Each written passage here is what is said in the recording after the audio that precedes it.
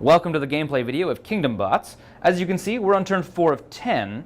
Each turn is made up of 5 different phases: the build phase, the troop phase, the command phase, consolidation, and income. Let's walk through what those things are. To start, the first phase is build. Every player gets a build phase. As you play, you get resources. These are obviously demo pieces, which then you would use to buy structures. So we have houses, which represent mining settlements. We have these bigger houses, which represent factories. And then we have a couple other things here. We have walls or barricades. We have mines over here and assembly lines on the factories. When building in Kingdom Bots, everything is permanent. So where you place your factory, because this is what generates troops for you, is a permanent location. You can't knock it down and move it somewhere else. You always have to keep it until you can't afford it or someone destroys it on you.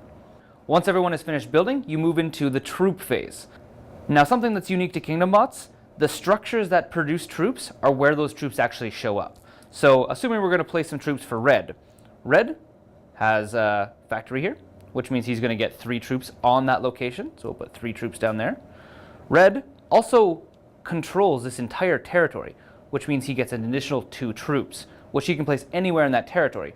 He's going to place them here because, well, Yellow's being pretty aggressive with 22 troops sitting here. He also gets 1 for controlling this territory, which he will place, he'll place here as well. So why not? He's going to be going against Yellow over here. All other players will place their troops. Certain things like assembly lines will produce more troops, but they also consume more resources during the income phase. Once everyone's done placing troops, you move into the command card phase. Now this is the meat and potatoes of Kingdom Bots. This is where you're going to be spending 90% of your time. Depending on what turn it is, players will be choosing a number of cards that they'll be selecting out of the deck. Currently, we're choosing 4 cards. So the way you do this, everyone has the same deck of cards. They all have the exact same stuff. You go through them and choose what cards you want to use. So this one here would allow you to attack. This one here allows you to move some troops around. It's a move card. This one here, you can collect more resources, which then you can use to either pay for expensive structures like factories or build new structures during the build phase, which we already passed the build phase. This one here is a troop card, allows you to place more troops. And lastly, we have the defense card.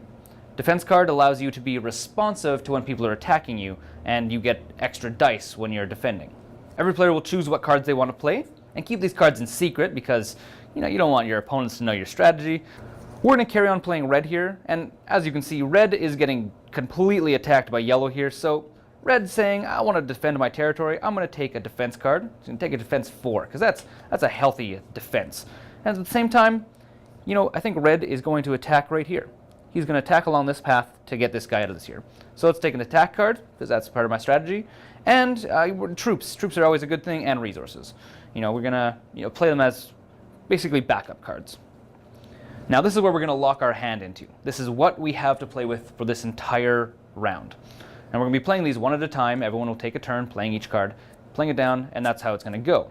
Now, what happens if I decide that I don't want to attack? The place I was going to attack from now maybe gets reinforced or something big and scary happens.